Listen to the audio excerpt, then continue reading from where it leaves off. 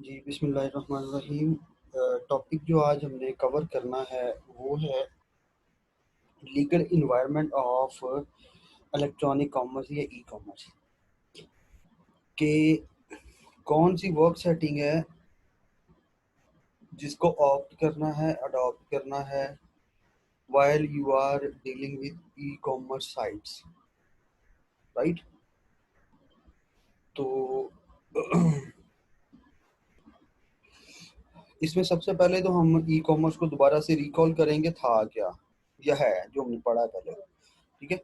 उसके बाद unfair terms in e commerce, कौन कौन सी मिस डूइंग्स हो सकती हैं जो डॉन्ट्स हैं, ठीक है, जो ई कॉमर्स में प्रैक्टिस किए जाते हैं और जो फॉरबिडन बाय लॉ है। उसके बाद cyber crime as a challenge to e commerce, और उसके बाद जुरिडिक्शनल इशू इन ई कॉमर्स, ठीक है। इसको स्टेप बाय स्टेप जो है, मतलब इन क्यू जो है हम इसको डिस्कस करेंगे। तो सबसे पहले ई कॉमर्स है क्या? द सेल ऑफ फिजिकल और डिजिटल गुड्स और सर्विसेज विया अ डिजिटल चैनल। जैसा कि आपको बखूबी मालूम है कि ई कॉमर्स क्या है? इलेक्ट्रॉनिक कॉमर्स जिसके थ्रू हम फिजिकल या डिजिटल गुड्स को सेल करते हैं। डिजिटल गुड्स यहाँ पे आपके पैकेज सॉफ्टवेयर लाइक सर्विसेज हो सकती हैं आपकी, ठीक है। पैकेजेस सॉफ्टवेयर लेते हैं आप, ये विंडोज वगैरह नहीं लेते हैं। एम एस के मतलब एम एस ऑफिस बाय कर लेते हैं, एडोब एक्रोबेट वगैरह, ठीक है। और फिजिकल गुड्स लाइक घर बैठे आप जूता ऑर्डर कर सकते हैं, कपड़े ऑर्डर कर सकते हैं, फर्नीचर ऑर्डर कर सकते हैं, ठीक है। While using the any digital channel, like जिस तरह से ये अभी आप DSL या दूसरा वाईफाई कनेक्शन यूज करते हैं। अच्छा, इसके बारे में ना जब से ये शुरू हुआ, ठीक है, उसके बारे में जब से मतलब इसने जोर पकड़ा, जब से ये ज़्यादा फेमिलियर हुआ लोगों के साथ या लोगों के मतलब आया है कि यार ये तरीका जो है ना, इसको भी ऑप्ट किया जा सकता है और ये मोस्ट फिजिबल है और कन्वीनियंट भी है। तो अली बाबा जो है, अली बाबा ग्रुप, ठीक है, अली बाबा ग्रुप, उसकी एग्जांपल यहाँ पे है, ठीक है। उसके बाद मलेशिया की एग्जांपल है जिन्होंने शुरू में इसको ऑप्ट किया, ठीक है। 11 नवंबर 2016 की जब हम बात करें तो स्टार ऑनलाइन जो है एक स्टैटिस्टिकल डेटाबेस है जिसने जो है ना सबसे पहले मतलब रिपोर्ट किया 2016 में कि सिंगल डे का जो सेल वॉल्यूम था अली बाबा ग्रुप का, ठीक है, तो वो तकरीबन $5 बिलियन एक दिन, मतलब पहले एक घंटे में, जिस दिन इसने अपना वो स्टार्ट किया है, तो पहले एक घंटे के अंदर जो ट्रांजेक्शन हुई है उनकी वो वर्थ जो थी $5 बिलियन, ठीक है। उसके बाद मलेशिया की अगर हम एग्जांपल करें कि मतलब ई कॉमर्स इस तरह से तो नहीं ना हो सकता कि अगर आप फिजिकल शॉपिंग करते हैं तो इतने बड़े मतलब वहाँ पे कह लें कि प्रोसीजर्स इस तरह के होते हैं, कैरिंग करना, उसके बाद कैश हैंडलिंग, और ये सारा ऑनलाइन की बदौलत ही है कि आप जो है नंबर्स ऑफ ट्रांजेक्शन इंक्रीज भी कर सकते हैं और हैवी वॉल्यूम या ह्यूज रेवेन्यू जनरेट कर सकते हैं इन लेस टाइम। उसके बाद मलेशिया की अगर एग्जांपल ने revenue in e commerce market amounting to USD 1000 मतलब आप 1200 कह लें इसको पूरा ना, million in 2016। High volume of e commerce transaction creates multiple challenges to all party. अच्छा, जहाँ पे इसके फायदे हैं ना वहाँ पे इसके कुछ कह लें कि इसको चैलेंजेस भी होते हैं, ठीक है, मुश्किलात का भी सामना करना पड़ सकता है इसको, ठीक है। तो वो चैलेंजेस कौन से हैं उनको हम देखते हैं, कौन कौन से हैं डिस्कस कर लेते हैं, ठीक है। चैलेंजेस कौन कौन से हो सकते हैं? Consumer protection issues, consumer protection का इशू हो सकता है। Unfair terms in e commerce, तो जिस तरह से अक्सर आप देखते हैं कि कोई फ्लॉ रह जाता है वेबसाइट के अंदर, या डिज़ाइनिंग या डेवलपिंग ऑफ एनी फॉर्म, तो वहाँ से जो है ना हैकर्स वगैरह थोड़ा बहुत समझते हैं, उसका अनफेयर यूज़ करते हैं फिर वो साइबर क्राइम है, वो हम आगे पढ़ेंगे। Data and network security issue, ठीक है, आपके डाटा को या आपके नेटवर्क को यूज करते हुए कोई आपके भी हाथ से ट्रांजेक्शन कर ले, पैसे आपके लगने हैं, चीज वो खुद ले ले बंदा। इंटेलेक्चुअल प्रॉपर्टी राइट्स इशू, ठीक है, प्राइवेसी का इशू हो सकता है, जो रिस्ट्रिक्शन या choice of law issues, admissibility evidence issue या साइबर क्राइम टू ई पे एंड एक्सेट्रा। सबसे पहले the main legislation, electronic commerce act 2006, जिस तरह से कंपनीज ऑर्डिनेंस 1984 है, जो पब्लिक लिमिटेड या प्राइवेट लिमिटेड के एसओपीज को या प्रोसीजर्स को जो है वो गवर्न करती है। इसी तरह से हर चीज़ को, जिस तरह से पार्टनरशिप को जिस एक्ट ने करना है डील या गवर्न करना है, वो पार्टनरशिप एक्ट 1932 है। बैंकिंग कंपनी है, वो बैंकिंग एक्ट है, जिसको हम बैंकिंग एक्ट 1962 बोलते हैं। ठीक है, इस तरह से डिफरेंट जो हैं एक्ट्स बनाए हैं, लॉ बनाए हुए हैं।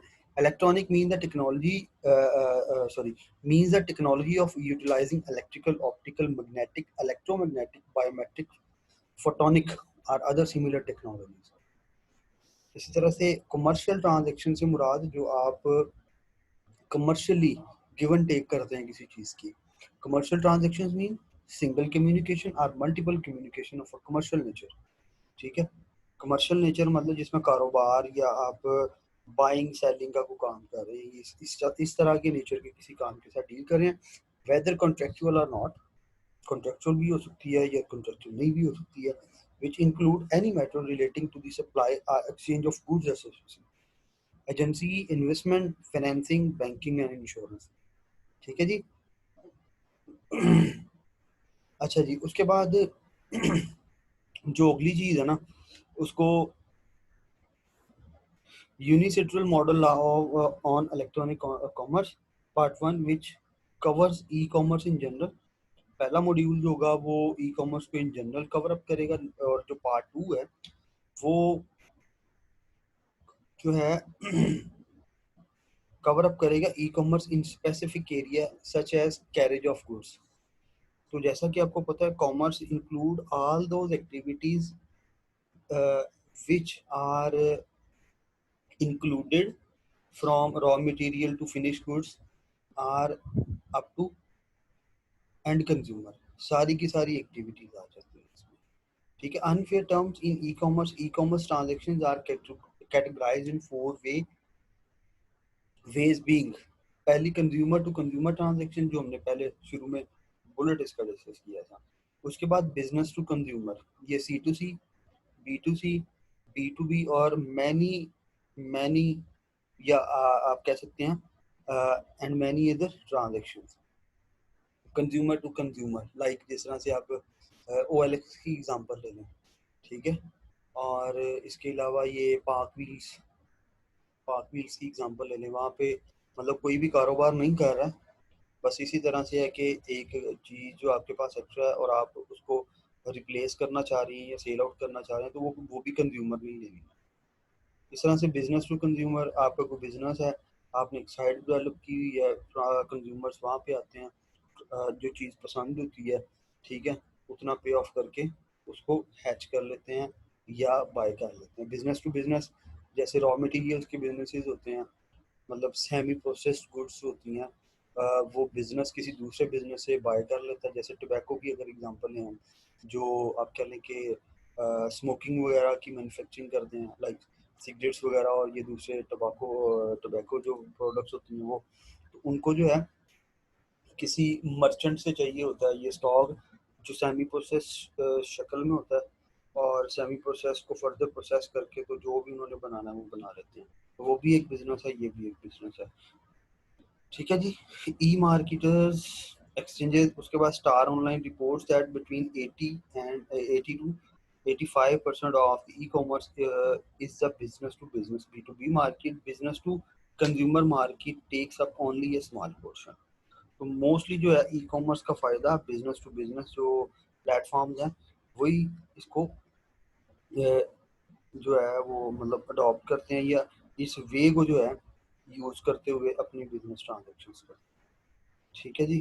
तो ये कुछ एक्ट्स के बारे में ये रहने दें आप। ठीक है जी। उसके बाद conclusions on unfair terms in e commerce, conclude क्या करते हैं। ठीक है जी। तो इससे हमें पता चलता है कि no model law, convention or treaty, no specific provision. Provision मतलब होता है कोई जो आप कह लेना रिस्ट्रिक्शन नहीं है आपको। No regulation on business contracts, कोई रेगुलेशन नहीं है बिजनेस कॉन्ट्रैक्ट्स के ऊपर, मतलब रेगुलेट जैसी चीज़ों। No mandatory requirement on transparency, transparency होती है शफाफत किसी चीज़ का होना किस हद तक ये ठीक मतलब क्लियर है, ट्रांसपेरेंट है। उसके बाद current law is any inadequate for dealing with unfair terms in e-commerce। अच्छा जी, उसके बाद आता है cyber crime a challenge to e commerce, जो हमने शुरू में पढ़ा था बुलेट कि साइबर क्राइम क्या चीज़ है। ठीक है, तो ये किस तरह से एक चैलेंज है ई कॉमर्स के लिए। तो सबसे पहले तो हम ये क्लियर करते हैं कि क्राइम क्या चीज़ है। देखिए बच्चे, जो होती है ना टर्म क्राइम, वो होती है any intentional doing or act in violation of the criminal law. ठीक है, जो क्रिमिनल लॉ है, अगर आप ऐसी को डूइंग करते हैं जो आपके स्टेट लॉ के मुताबिक क्रिमिनल है, वो प्रोहिबिटेड है, लेकिन आप चाहते हुए, आपको पता भी है कि ये वाली चीज़ जो है अनलॉफुल है, लेकिन आप उसको परफॉर्म कर लेते हैं, तो वो एक क्राइम है। Committed without defense are excused and penalized by the state as a felony or misdemeanor। ठीक है, तो उसके लिए फिर जब आप क्वेश्चनेबल होते हैं या अकाउंटेबल होते हैं, तो उसके लिए फिर आपको पेनलाइज भी किया जा सकता है। Cyber crime is a term used to broadly describe criminal activity in which computer or computer networks are a tool, a target or place of criminal activity। तो बेटा अगर हम साइबर क्राइम की बात करें, तो ऐसा क्राइम जो बाय द यूज ऑफ या with the use of computer और कंप्यूटर नेटवर्क, जिसमें आप एक स्पेसिफिकली किसी खास एरिया को, खास लोगों को टारगेट करते हैं ना, वो साइबर क्राइम। ठीक है, it include everything from electronic tracking to denial of service attack. Denial of service attack से मुराद ये होती है कि जो सर्वर है ना, जो आप मोस्टली अक्सर सुनते हैं, सर्वर सर्वर क्या है, हमारा कंप्यूटर एक क्लाइंट है। जब हम किसी भी साइट को विजिट करते हैं, तो हमें जो सर्व किया जाता है वो किसने करना है, जो जिसको हम मास्टर कंप्यूटर या सर्वर बोलते हैं। तो वहाँ पे ट्रैफिक इतनी ज़्यादा या अनवांटेड या कह लें कि रिक्वेस्ट ही उसको इतनी ज़्यादा सर्विस की भेज दी जाती है कि वो जो है डाउन हो जाता है। ऐसी चीज़ को हम बोलते हैं denial of service attack. It is also used to include traditional crime in which computer और networks are used to enable the illegal activities. ठीक है, स्कैम्स वगैरह जो होते हैं, ठीक है, मेल्स वगैरह के जी आपका ये निकल आया है, ये निकल आया है, ठीक है, तो आप हमें कांटेक्ट करें और ये करें वो करें। ठीक है, ये लिंक जो है, तो बेसिकली क्या है, वो स्कैम्स वगैरह होते हैं कि जी जिस तरह से अक्सर आप व्हाट्सएप वगैरह के ऊपर देखते होंगे कि जी आपको जी इतने 100 GB नेट जो है वो फ्री मिल गया है। तो आप जो है इसको सिर्फ आपने 2-3 वेब पेजेस को जो सर्व करना है, वहाँ पे सिंपल क्वेश्चंस के जवाब देने हैं। ठीक है, तो आपको जो है वो मिल जाएगा। वो होता क्या, आप वो कर लेते हैं। ठीक है, उसके बाद क्या, आप अपना ईमेल भी डाल देते हैं, पर्सनल इंफॉर्मेशन भी डाल देते हैं वहाँ पे। उसके बाद क्या करते हैं, लास्ट पेज पे पहुंचते हैं तो वो कहते हैं जी इतने ग्रुप में शेयर करो फिर मिलेगा। तो ये बेसिकली स्कैम्स होते हैं और ये क्रिमिनल एक्टिविटी है। ठीक है, categories of cyber crime can be divided generally into two categories. Crime that target computer network और डिवाइस डायरेक्टली, ऐसा जुर्म जिसमें आप किसी कंप्यूटर नेटवर्क को या डिवाइसेस को डायरेक्टली डैमेज करने की कोशिश करते हैं, जैसे malware and malicious codes, denial of service attack, computer viruses और इंडस्ट्रियल espionage,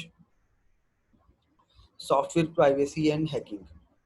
ठीक है, तो ये एक साइबर क्राइम है। जिस तरह से आपके मतलब हमारे कंट्री के अंदर मोस्टली विंडोज़ जो ऑपरेटिंग सिस्टम है, ये तकरीबन कोई अगर डॉलर्स के अंदर देखा जाए तो इसकी वर्थ तकरीबन को 10 से 15 हज़ार रुपये बनती है। लेकिन आप जो है वो पायरेटेड या कॉपीज उसकी खरीद लेते हैं, जो कि साइबर क्राइम है। ठीक है, दूसरी किसी कंट्री में, डेवलप कंट्री में, कहीं पे भी आपको विंडोज जो है इस तरह से 20 रुपए की सीढ़ी नहीं मिलती। उसके बाद दूसरी तरह के जो होते हैं crime facilitated by computer network और devices, example computer stalking, frauds and identity theft, phishing scam and information. जो अभी हमने पहली थोड़ी देर पहले जो मैंने आपको व्हाट्सएप की एग्जांपल या आपको कहा कि जी आपका इनाम निकल आया, तो वो भी ये वाली टाइप है दूसरी। ठीक है जी, जिसको साइबर स्टॉकिंग या बोलते हैं अपना कह लें कि फिशिंग या स्कैम्स। अच्छा जी, ये देखें, क्राइम अगेंस्ट गवर्नमेंट, पहले तीन इन्होंने कैटेगरीज बना दी हैं। उसके बाद आती है क्राइम अगेंस्ट प्रॉपर्टी और क्राइम अगेंस्ट पर्सन। तो क्रेडिट कार्ड फ्रॉड्स, ठीक है, तो साइबर पोर्नोग्राफी, ठीक है, sales of illegal article, narcotics, weapons, wild life, ठीक है, तो ये सारे के सारे जो हैं आप कह लें कि गवर्नमेंटल जो है ना डिसोबीडियंस है। Online gambling, intellectual property crime, software piracy, copyrights infringement, trademarks violation और theft or computer source code, email spoofing, forgery, defamation और cyber stalking section 509 IPC, phishing और साइबर टेररिज्म। ठीक है। अच्छा, उसके बाद नॉर्टन रिपोर्ट, नॉर्टन जो है एक एंटीवायरस सॉफ्टवेयर है, ठीक है, उसकी रिपोर्ट 2013 की जो है वो हमें बताती the scale of consumer cyber crime, 50% of online adults have been victim of cyber crime or negative online situation in the past years. 2013 की रिपोर्ट हमें ये बताती है नॉर्टन एंटीवायरस जो है, जैसे ये कह लें कि मालवेयर रिमूवर या डिटेक्शन सॉफ्टवेयर होते हैं, जैसे ये अवास्ट, नॉर्टन, कैस्पर स्काई, ठीक है। उसके बाद 41% जैसे रिसी अगर देखा जाए, दूसरी जो फाइंडिंग है, दूसरी रिपोर्टिंग जो 41% of online adults have fallen victim to attacks such as malware, viruses, hacking, scams, fraud and theft. तो इस तरह की मिस रिप्रेजेंटेशन की वजह से कि आपको दिखाया कुछ जाता है लेकिन बिहाइंड द सीन आपकी कॉन्फिडेंशियलिटी को टारगेट किया जाता है। ठीक है, पर्सनल जो आपकी इंफॉर्मेशन है उसको गेट किया जाता है। पर्सनल से मुराद ये नहीं कि मतलब आपके जो है, इस तरह से भी हो सकता है कि आपका जो पर्सनल डाटा जो है उसको, लेकिन मोस्टली जो मॉनेटरी नेचर की होती है ना इंफॉर्मेशन, उसको ज़्यादा टारगेट किया जाता है जिसमें उनको वो बेनिफिट हो। आपकी कोई तस्वीर चोरी कर ले, उसको बंदे को क्या फ़ायदा होगा, राइट। तो लाइक जिस तरह से आप कह लें बैंक्स के रेलिवेंट्स और आपकी इन्वेस्टमेंट्स के रेलिवेंट जो जितनी भी होती है ना इंफॉर्मेशन, वो उस नेचर की जो होती हैं उनको जो है स्टील करने की या थेफ्ट करने की कोशिश की जाती है। तो तो ये बेटा वही चीज़ें हैं जो हमने साइलेंट फीचर्स पढ़े थे क्लास के ऊपर। ठीक है जी, इंटीग्रिटी, उसके बाद non reputations, authenticity, confidentiality, privacy and availability. ठीक है, इनको एक बार गो थ्रू कर लेते हैं।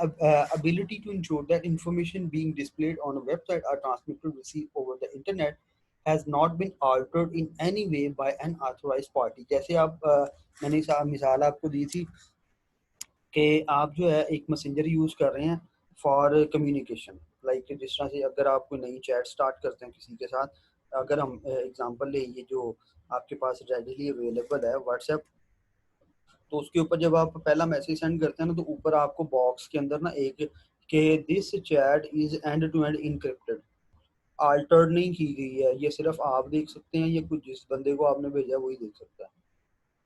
बीच वाली पार्टी, इवन दैट जिस बंदे ने ये डेवलप किया वो भी नहीं देख सकता। देख सकता है लेकिन वो उसको इनक्रिप्टेड फॉर्म के अंदर मिलेगा, जो मैसेज आपने भेजा है ना वो नहीं मिलेगा। Non reputation, ability to ensure that e-commerce participant do not deny repudiate online actions।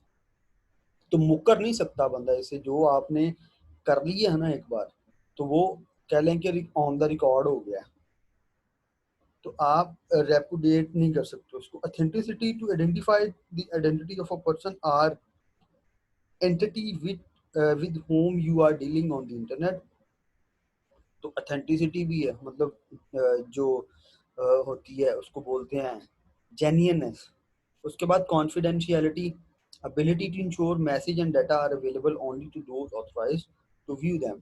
तो इंटीग्रिटी और कॉन्फिडेंशियलिटी, इंटीग्रिटी मतलब जिसने भेजा है, जिस बंदे का नंबर आपने फीड किया और आप जिसको परसीव कर रहे हैं ना कि ये वही बंदा है, ठीक है, तो वो वही होता है। ठीक है, ये नहीं है कि वो उसका जो है वो कोई और जो यूज़ कर ले उसकी आइडेंटिटी या उसको इंटीग्रेट कर ले। उसके बाद privacy, ability to control use of information are consumer provides about himself or herself to merchant, ठीक है। उसके बाद availability about to ensure that an e-commerce site continues to function as intended, तो जब तक आप चाहते हैं उसको यूज कर सकते हैं। अच्छा जी, it is very challenging to fight cyber crime. कौन कौन सी वजह हो सकती है? The ease of committing a cyber crime, relative anonymity available to the attackers, difficulty in tracking down the attackers, information is intangible, investigation may interfere with the normal conductions of business of an organization, difficult in gathering the evidence। अच्छा, जो अभी हमने बात की है ना कि on the record है, जो आपने कहा है, ठीक है, ये वाली चीज देखिए, नॉन रेपुटेशन, कि जो आपने एक्शन परफॉर्म किया वो ऑन द रिकॉर्ड हो गया, लेकिन कहाँ पे है?